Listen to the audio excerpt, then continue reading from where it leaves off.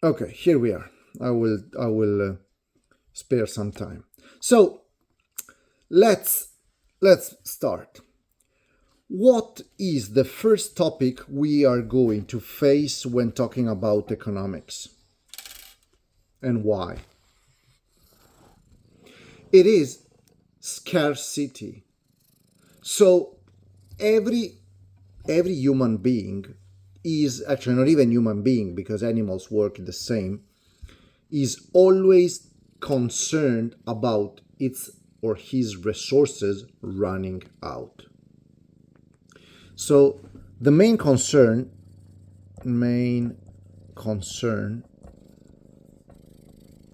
is resources running out. And for this reason, you create a lot of sciences. So physics,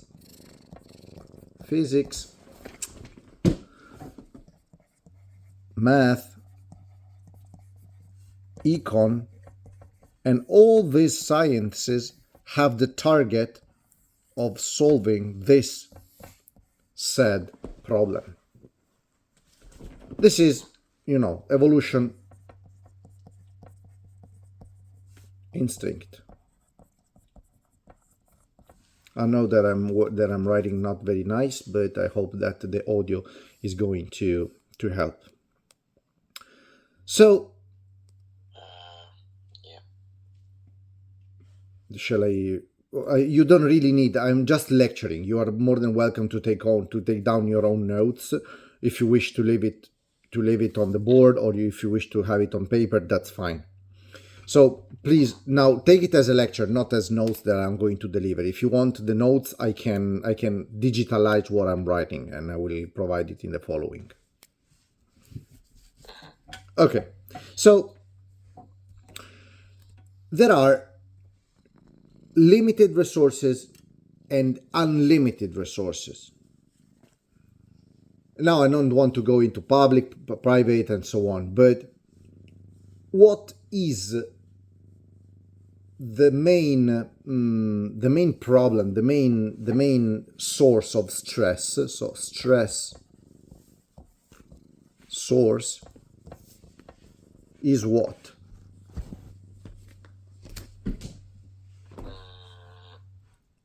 Is choice. Sorry.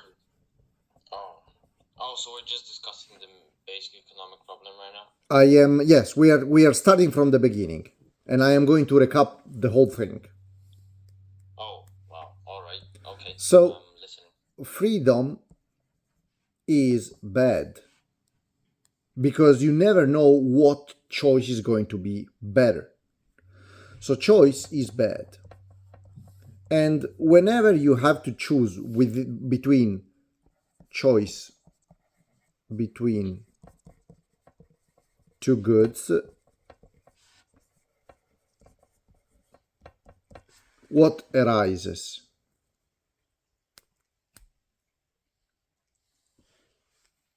The so-called, Opportunity cost. yes, opportunity cost. Oppo cost. Whenever you make a choice, you always lose all the rest. So when you choose, you lose. Do you agree? Well, you will lose on the second best alternative. Yes. Okay. So here we start talking, or soon we start talking about the production possibilities curve and the eventually increase in the opportunity cost of all our topics. Be a good boy, please. Draw here a PPC and try explaining in a couple of minutes, if less than that, why is it looking the way it is looking.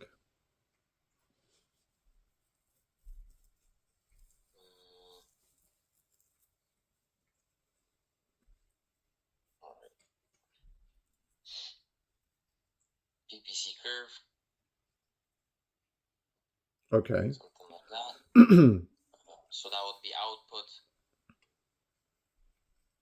Oh no, that's You can make it easy. Good capital 1 and good 2. As easy as that. capital and what's the other one? Make good 1 and good 2. But if we were to write capital good for one, what would be the other one? You can make as you wish, but let's take it. Let's take it real. Oh, okay. Consumer, good, and capital. Okay, sounds good. Yeah. So this right here represents the total amount of resources the government has, for example. So a point here, for example, is not possible. So this, let me just write that down. This is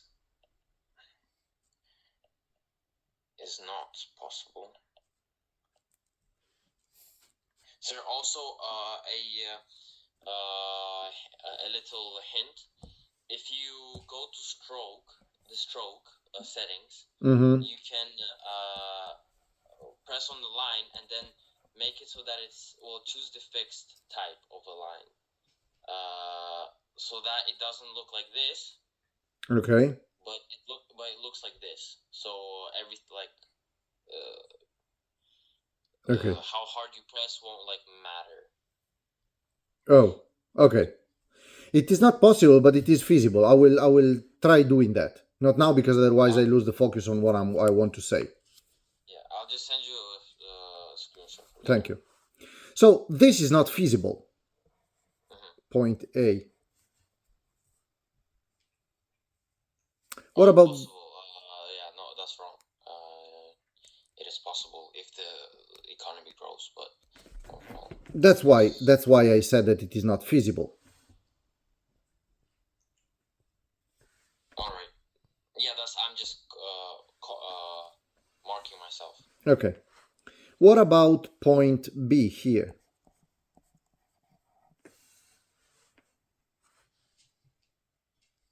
Point B is inefficient. Okay. Inefficient. So Inefficient.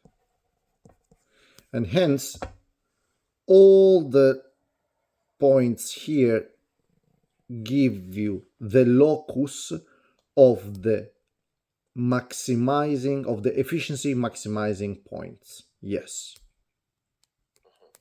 Good. Why is it concave or is it convex? Would you like to spend 2 words on this, please?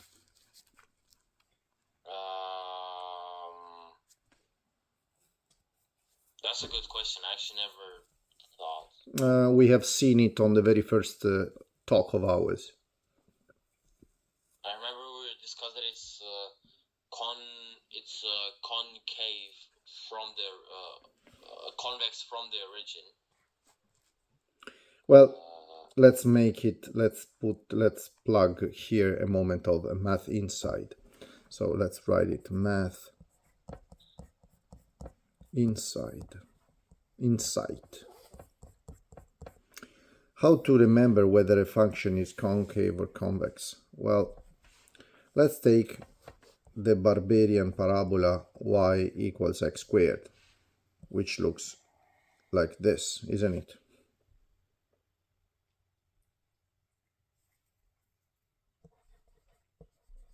So this is happily concave. Yeah. While if we had... Oh, because it never ends. Exactly. It never ends up.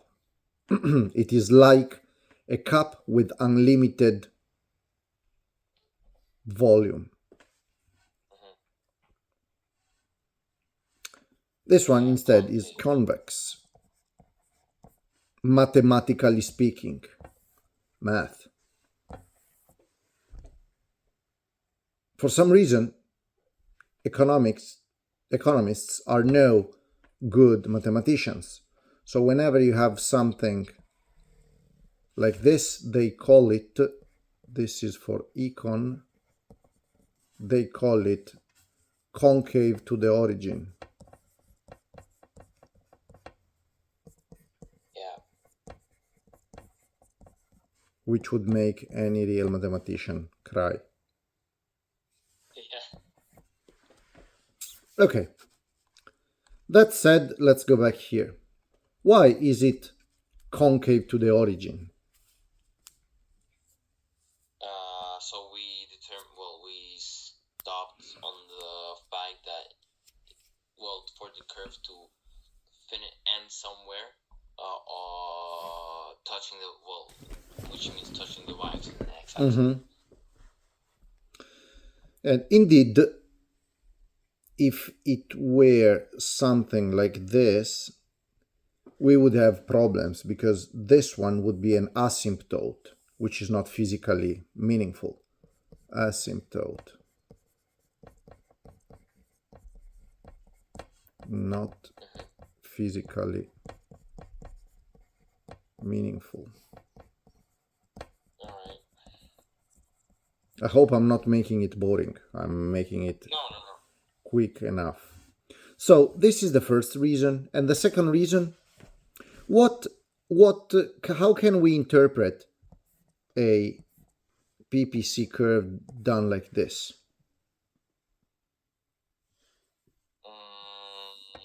So let's put it here. If the PPC, that would basically tell us that the country, if we're looking at the countries, of course, is very poor in resources. Maybe. Well, we can put it down here. It's not really a problem. But if the PPC was convex to the origin, or really concave, what would be the conclusion? Not really sure. It would mean the resource never ending, maybe? Not exactly, but it would mean that the more of good one you produce, the less of good two you are losing.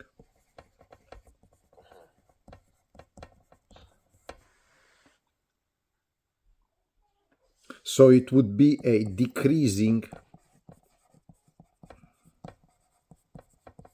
opportunity cost. Because the cost of the second best alternative decreases. Yes. And this is not real. Not real.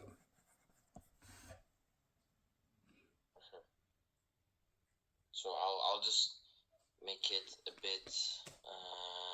You can word it the way you wish. My goal here is not to prepare some university lectures, is for Kamzat to feel the taste of it.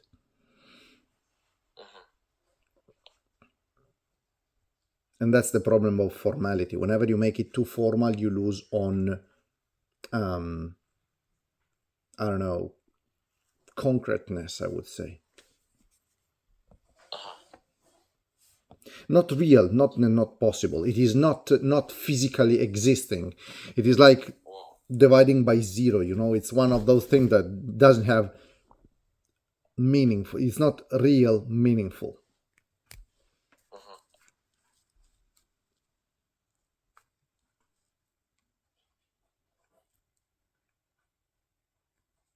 All right. Okay. Now,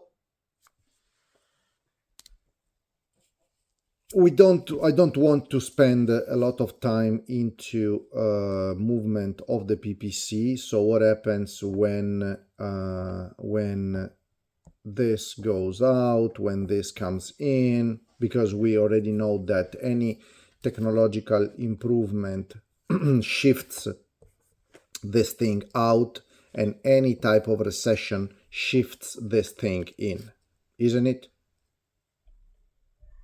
Yeah. Okay. So, a couple of questions for you to keep focused. Whenever the government exploited an unemployment lowering policy, how would the PPC move? Let me actually write it, because this is I think it would move outwards. outwards, because More goods are produced. well, yes, the welfare is increasing. Very good, very good, very good. Okay. Now, I would move further and start talking about markets.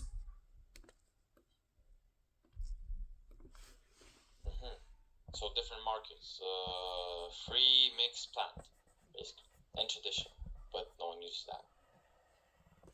Yes, but give me please a moment for a cup of water and I'll be back. All right.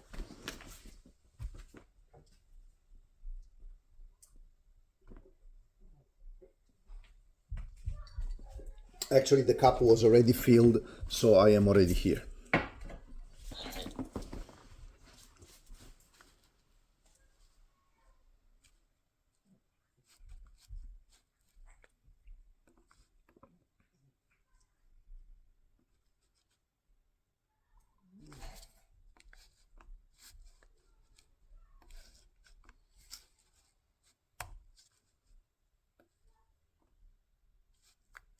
I mean, market economy, free economy, that's fine, right? It can write as market economy. Yes, of course.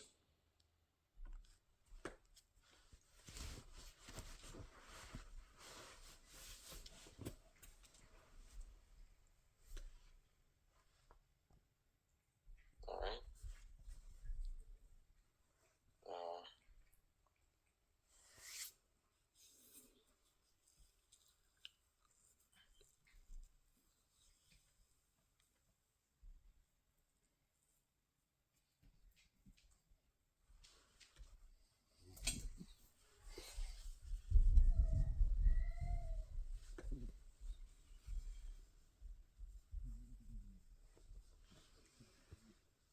right.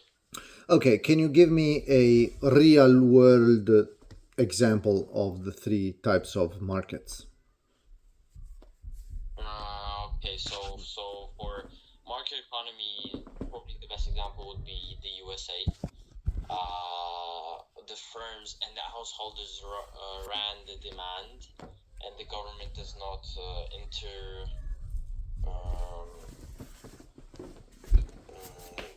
intervene. So basically, the consumers, in this case, householders, create the demand. Hold on. Before going on, let me show off a little bit. This comes a little bit by macroeconomy, but who was the founder of this type of idea? I would take a wild guess to say Stalin. Oh, actually, sorry, not this one, but this one. Sorry, not this one, I but think I know. One second. yes, please. 1 second. We were watching. I think we were watching. If I'm not mistaken, just 1 second. Mr. 1 second.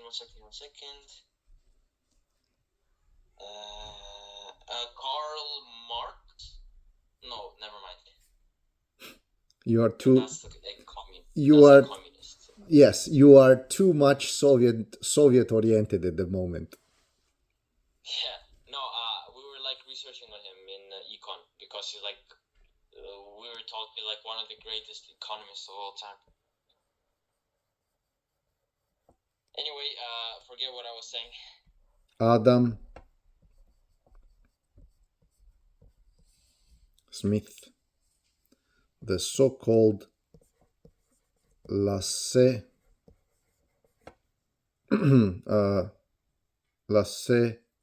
fair. Something like this. I'm not very sure of this one because my French sucks. French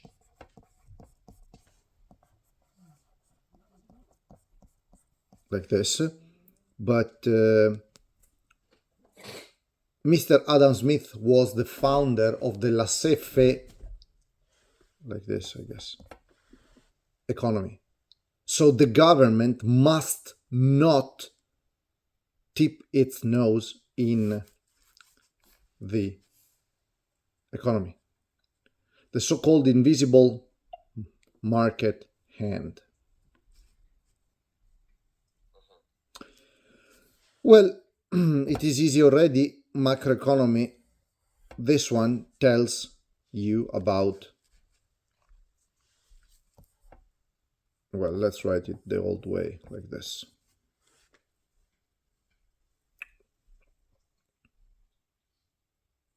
So Soviet Union.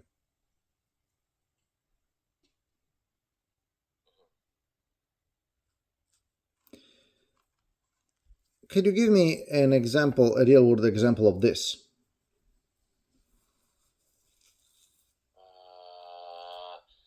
That would be Russia, perhaps. Um, Russia, Europe, any country in Europe, to be honest. Germany, France, Italy.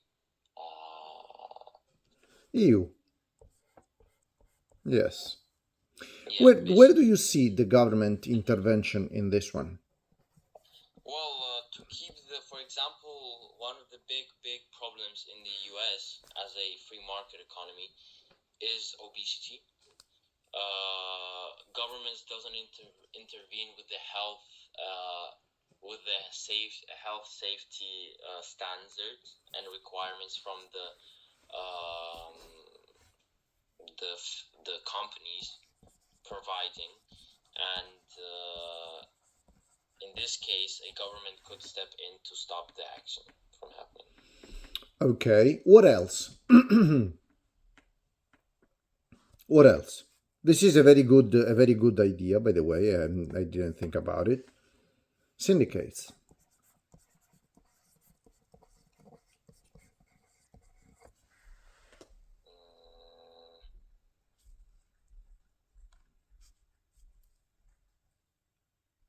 Whenever you have classes of builders, I don't know, architects, doctors, creating social movements to protect their own rights.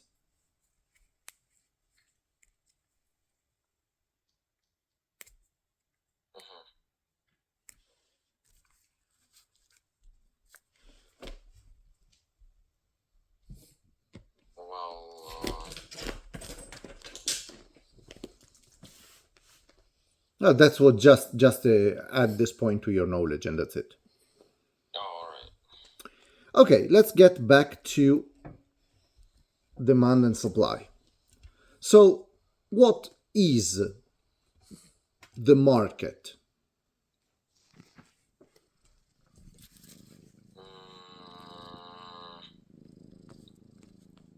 It's the place where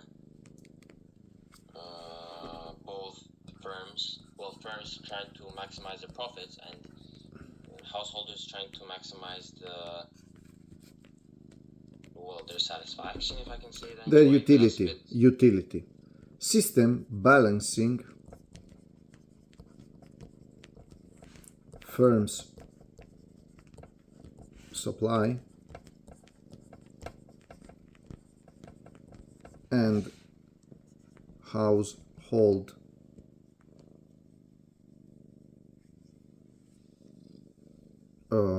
utility.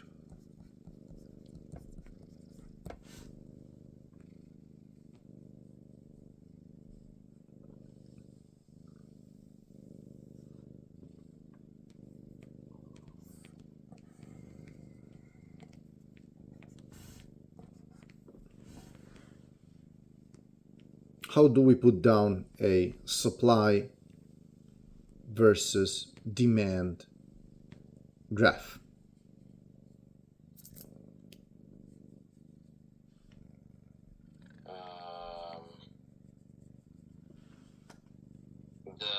demand graph. Yes. Well, it should look something like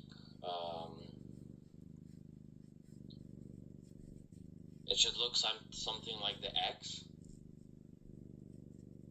If you want, I can draw that. Yes. This is part of the exercise of today.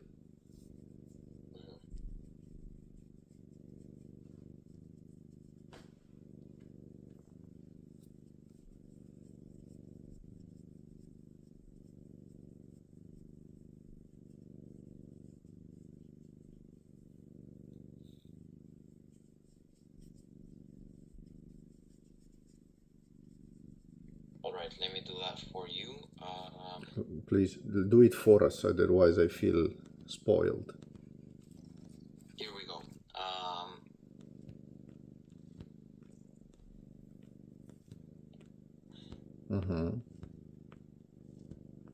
And where the two curves meet, you have the treasure, like this. I'm just kidding, Yeah. of course. I was reading a pirate story with my kids yesterday. Oh. Well, I know there's equilibrium for sure. That's where you gotta dig. Yes, it's the equilibrium point. Market equilibrium. What do you put down on the graphs? So that would be output. 1 second.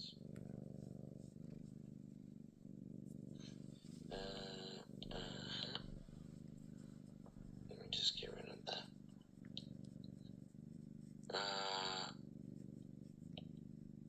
Output, and that would be price. Here would be demand, I think, or the other way around, supply. Well, if this was an exam and I was your examination team leader or even a member of it, I would just kick you out. Did I? Supply demand?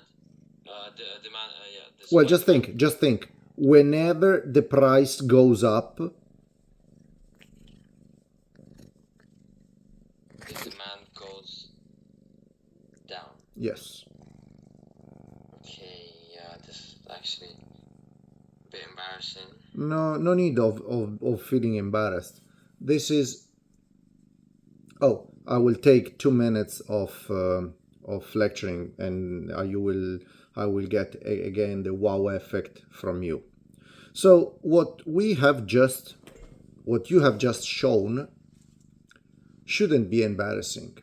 Is the clear demonstration that we are run by our survival instinct. Just please pay attention because this is very powerful. So for thousands and thousands of hundreds of years, our brain sacrificed precision to quickness of reaction. Because whenever we were monkeys or we were fishes and we heard, some scratching in the woods out there, or we saw a shadow coming at us from above, we actually wouldn't care whether it was a butterfly, whether it was a bird of prey or anything else, because if we didn't throw ourselves to the ground, we would be good as dinner, isn't it? Yeah, the butterfly method theory. Butterfly? Fight or flight. Oh yeah, flight or flight. Fight or flight, yes, exactly. FOF, right. So, very, very, very common is this precision sacrifice in order to give a very quick answer. But luckily, we live in a comfortable zone in the fourth world.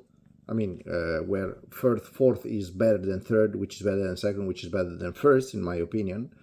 And we can reason about that. So logics never fails, but we don't always have the time to use it, and so memory kicks in. Sorry for this psychology lecture, but I think you are going to enjoy it. So price goes down, demand goes up. You know, you tricked me, because I usually put the price there and the quantity there. No, that's correct. That's correct. So if we want to read it, for a high price the quantity is low, but for a high price the supply is high. So everything is okay. Now the crossing point is where to dig, is the equilibrium market. Now what can you tell me about this point? Is it decided? Is it planned? What can you tell me about this equilibrium point?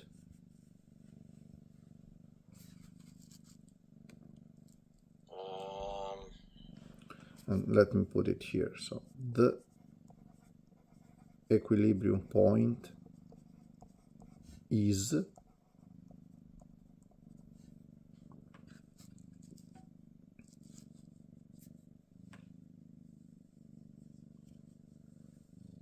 planned.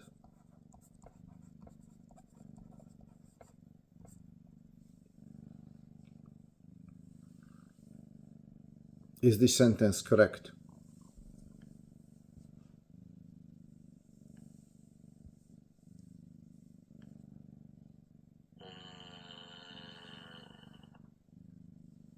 Well,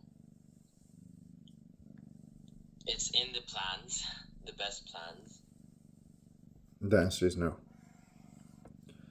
The equilibrium is self-raising.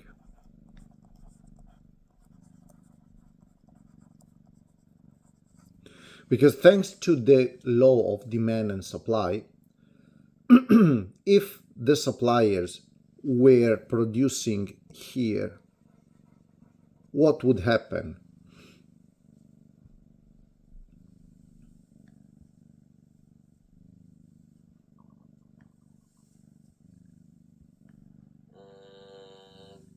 If they were... Sorry, could you repeat the question? Yes, if the suppliers were producing at this very point, at this price here, let's say, let me take it above this.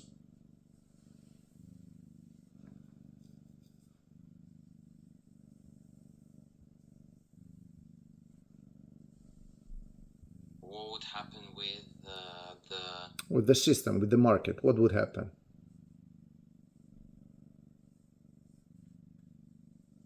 Well, there would be too much supply. Yes, and they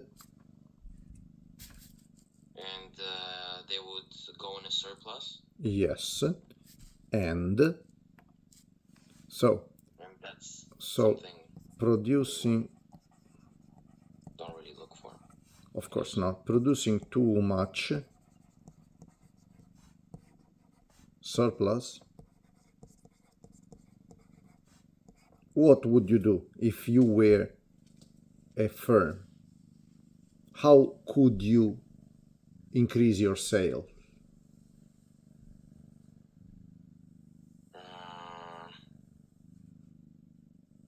Well, I would lower the price. Of course, lower the price to boost demand. And so you would bring this thing back again to the equilibrium.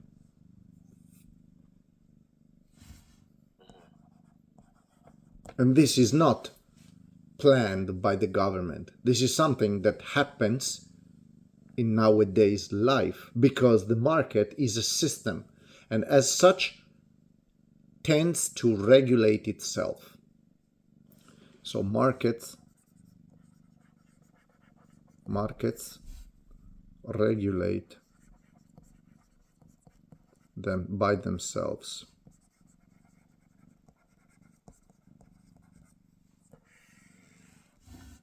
And here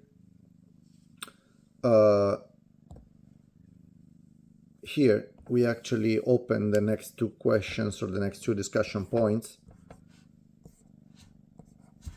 which is,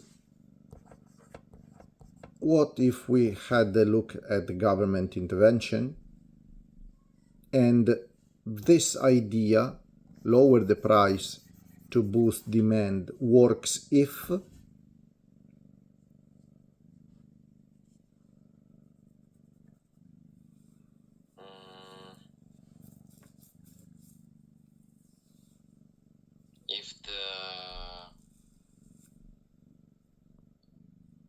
lower the price to boost demand works if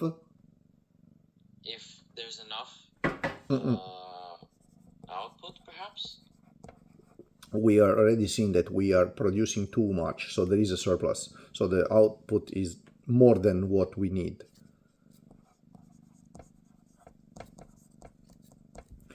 I thank you, by the way, because of this, because I see at this moment that this recap is needed. Because we are touching some concepts that I have already given over, but the fact that you are not answering as readily makes me feel better, because I feel that we are not wasting time. Just repeating the entire thing again, right? Yes. We produce too much.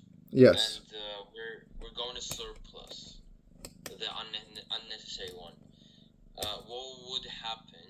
Well, how?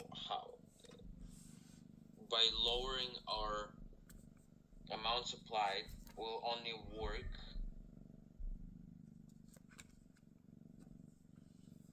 Is that the question?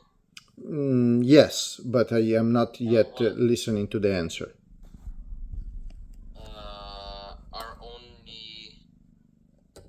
It would only work, lowering the supply would only work if the demand meets the supply. If the demand, if there's enough demand, yeah. If the demand is elastic. Oh, elastic, I hate that one. Yeah, we are going to recap it, no worries. So there is space here to recap elasticity.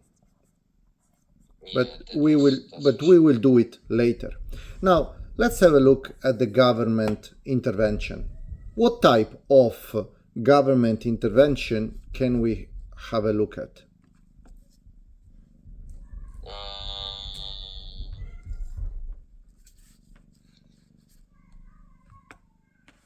Advertisement, perhaps? Promotion? Well, that's to, you mean to increase the demand, right? Yes.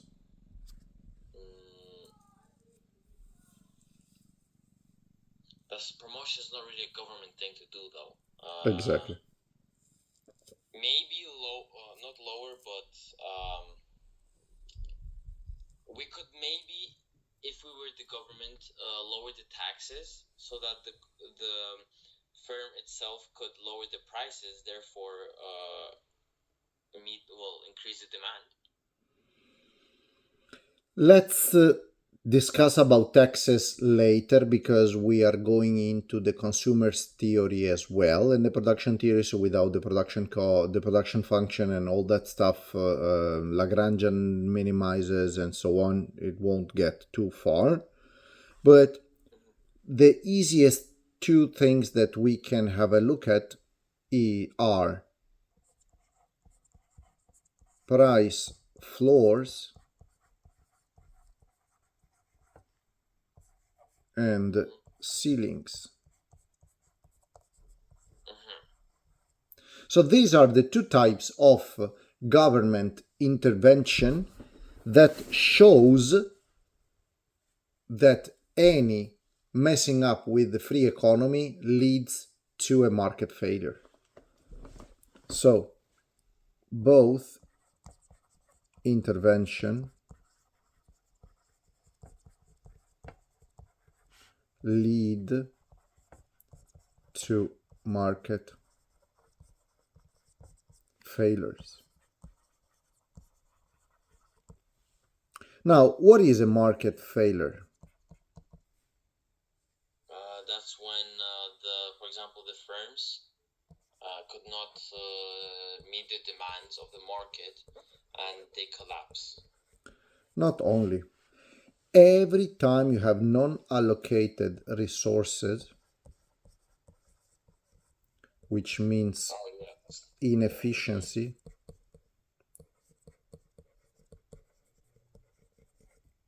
you have a market failure.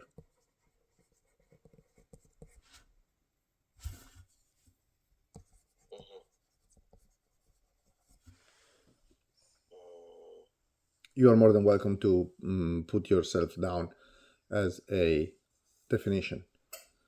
Let me just start writing the important stuff. That's price. Let me make that a bit bigger. This is a bit small. That's price. That's output. Right. Now let's draw the ceiling.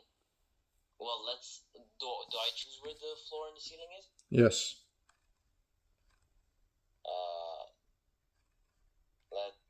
Let's say floor would be like here, and ceiling would be like here.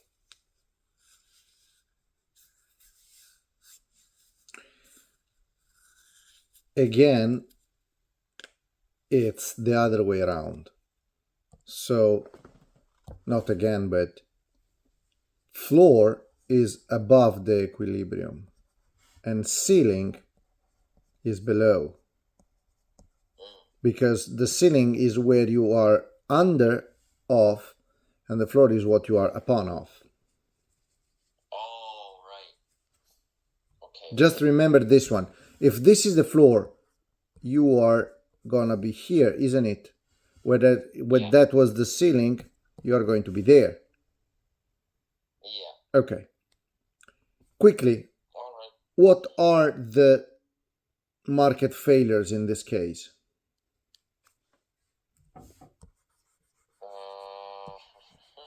Let's see. So market failure, that's when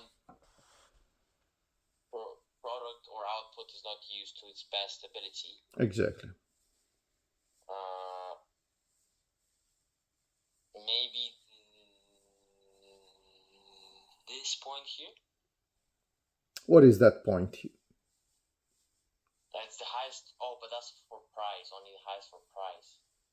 And by the way, we gotta put that this one is supply and this one is demand, of course. So this is supply. Yes. So this would be the amount. That would be the amount of output here. So great, very big amount of output. Yes. And our price is still here, right? But that's not even the thing.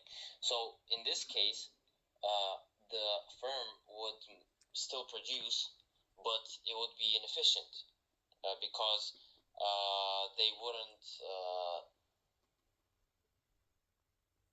They wouldn't get enough profits to keep going, and this could lead to some firms collapsing, some firms collapsing, and therefore, after that, leaving the resources after they go out.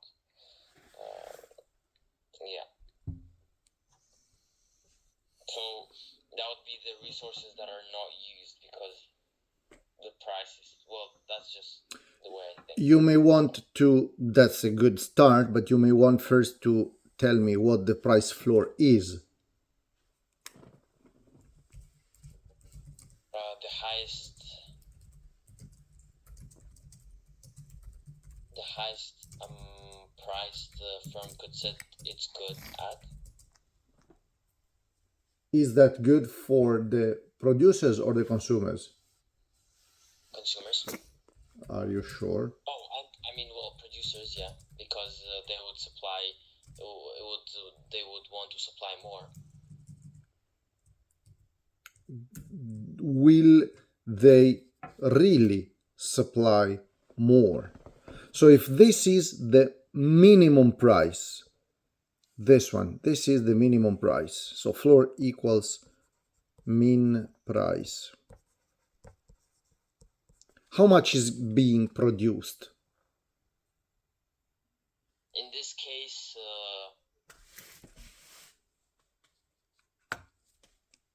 up to this point,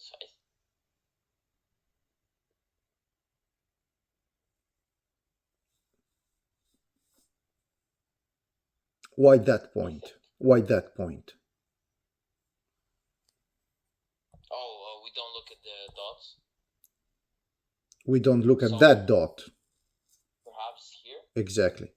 So this is the point where the firms are producing because they have enough money to do that. But at that price, how much good is actually absorbed by the market?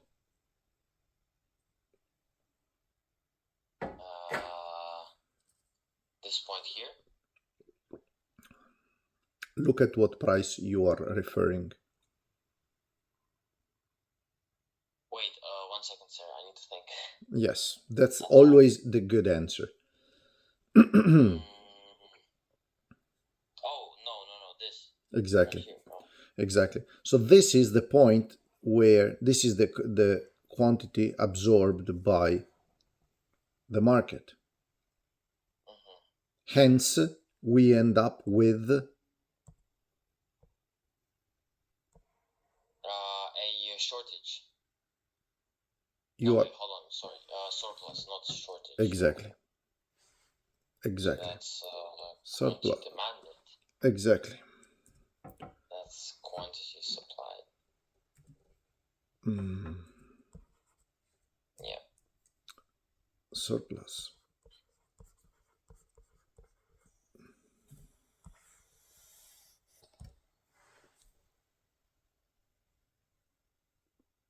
Yeah. So what if we were looking at a ceiling, which is the max price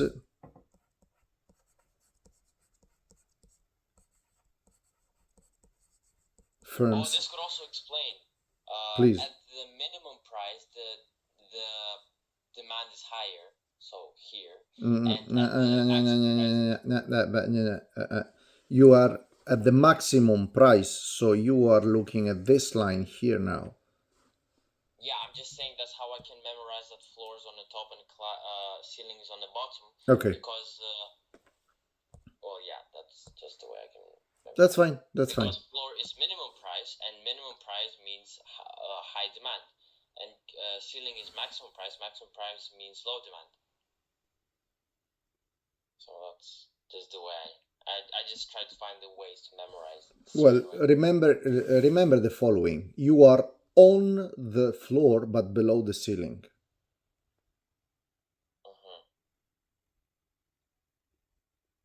So now let's have a look at the ceiling and tell me, explain me this, and then I think we can cut here. Although I had 10 more minutes, but too bad. Next time. Unfortunately. Well, the quantity, this would be the quantity demanded, this would be the quantity supplied, meaning that we have a such thing called shortage. Yes. Very good. So this is the shortage. This is the shortage. In both cases,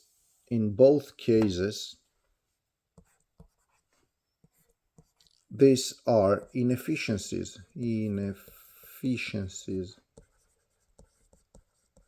caused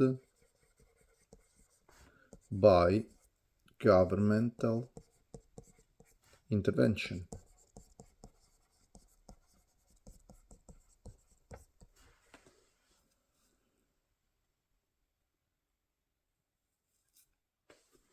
So, oh, this is the way. Laissez-faire. This is the way it is written in French. Okay. So, as we were saying, whenever we have governmental intervention, either as a price floor or as a price ceiling, this eventually runs into market failure because resources are not allocated in the form of a surplus or of a shortage. Now, let's get back here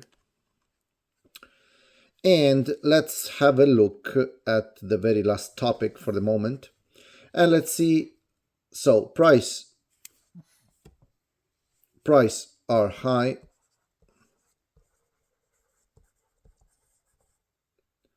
We want to increase demand.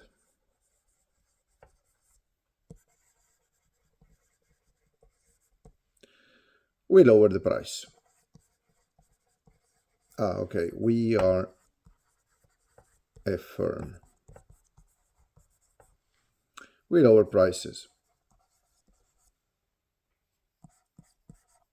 What happens?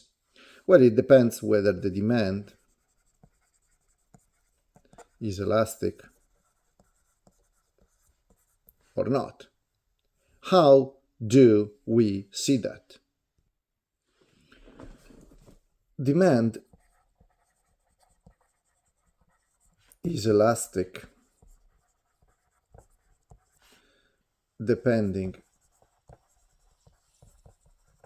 on the type of goods, on the goods.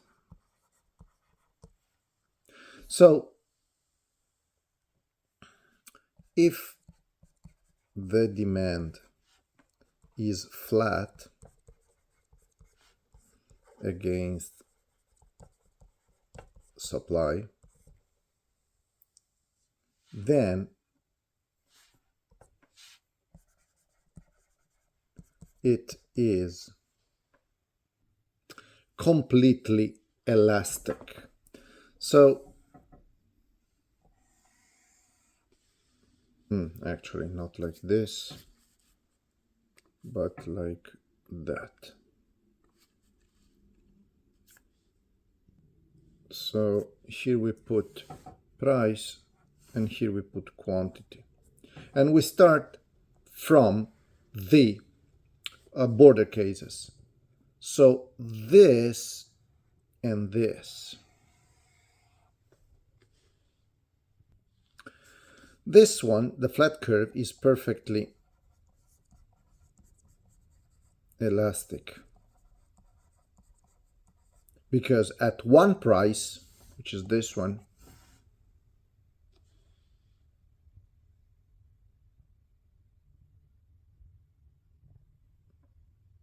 we have infinite demand. It doesn't matter, okay? On the flip side, if we have a vertical one, we have a perfectly inelastic demand because it doesn't matter whether the price is high or low, the quantity doesn't change. Of course, in real life, in real markets, neither perfectly inelastic nor perfectly elastic demands are there, of course. So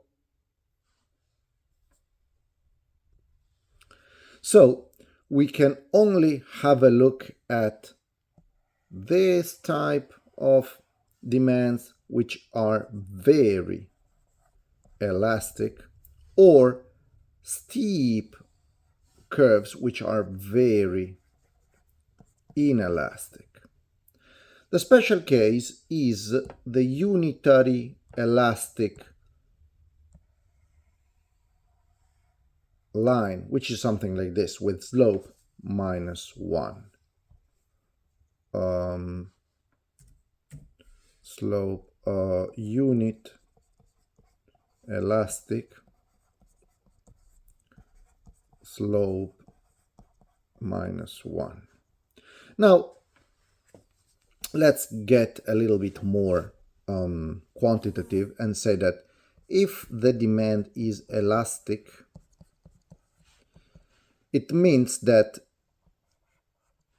the variation in demand is greater than the variation in price. So if price increased, total revenue decreases. Please recall that total revenue is quantity times price. So a 10% increase in price results in a higher than 10% fall in demand. Of course, this is if it is elastic. If we are looking at an inelastic demand,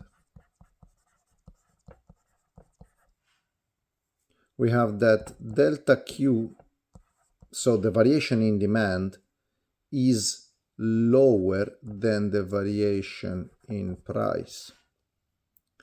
Namely, the total revenue increases.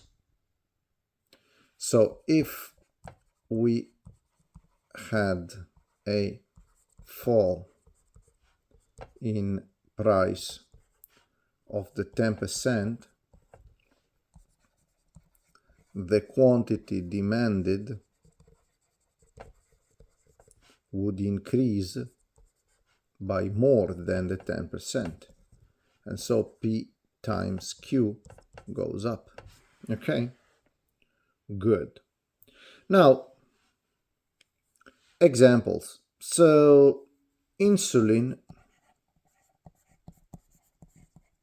is highly inelastic because it is a necessity.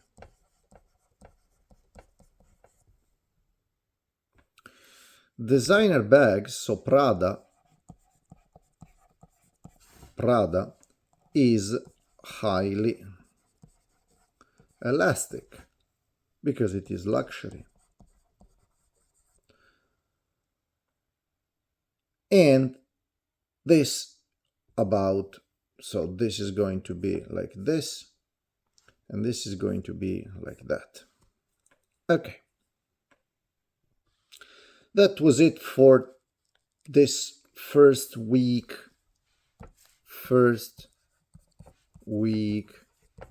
recap.